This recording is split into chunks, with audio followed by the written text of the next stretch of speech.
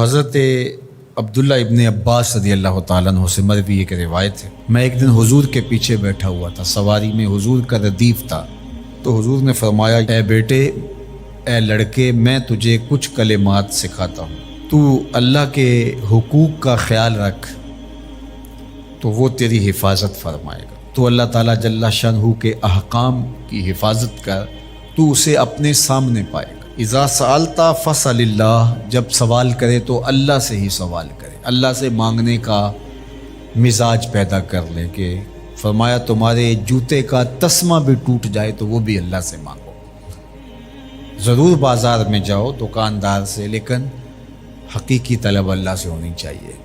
بات بات پہ اللہ سے سوال کرو، بڑی سے بڑی چیز بھی اس سے مانگو، چھوٹی سے چھوٹی چیز بھی اسی سے طلب کرو۔ ہماری ساری ضرورتوں کا کفیل ہمارا رب، ہمارا مالک ہے۔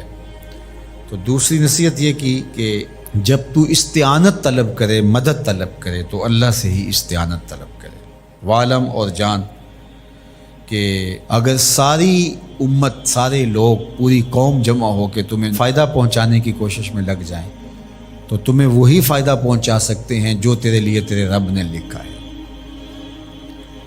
اور فرمایا وَإِنِ اجْتَمَعُوا عَلَىٰ أَن يَضُرُّوكَ بِشَيْءٍ، اور اگر تمہیں نقصان پہنچانے کے درپے ہو جائیں، لَمْ يَضُرُّوكَ إِلَّا بِشَيْءٍ قَدْ كَتَبَهُ اللَّهُ عَلَيْكَ، تو تجھے صرف وہی نقصان پہنچا سکتے ہیں جو اللہ نے تیرے لیے لکھا ہے۔ سارا زمانہ بھی مخالف ہو جائے، تیرا کچھ نہیں بگاڑ سکتا۔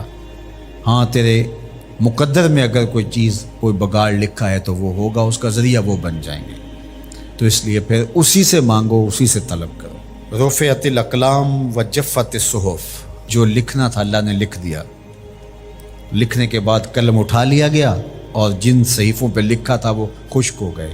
اب کتابیں بند ہیں، تو اس لیے اس نے تیرے لیے جو لکھا ہے وہ ہو کے رہے گا، تو خام خواہ لوگوں سے ڈرنے کی ضرورت نہیں ہے، اور تیرا فائدہ، تیرا نقصان اسی کے دستے قدرت میں ہے، تو اسی سے طلب کر، اسی سے مانگ۔ اور فرمایا تو اللہ تعالیٰ جل شانہ کو رخاء میں، خوشحالی میں یاد کر، یعرفک فی الشدہ، وہ تجھے مشکل میں پہچانے گا۔ یعنی جو شخص خوشحالی کے دور میں اس کے پاس دولت ہے، صحت ہے، تو اللہ تعالیٰ کو فراموش نہیں کرتا، اللہ اس کی بدحالی کے زمانے میں اس کو فراموش نہیں کرتا۔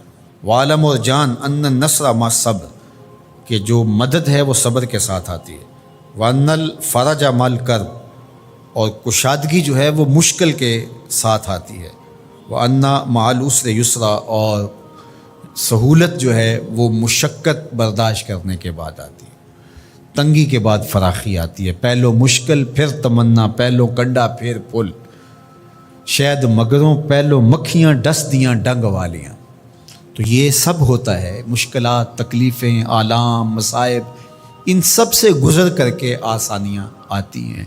خود حضور کی زندگی دیکھ لیجئے، مدنی زندگی مکی زندگی کے گزرنے کے بعد، طائف کے مراحل کو طے کرنے کے بعد آتی۔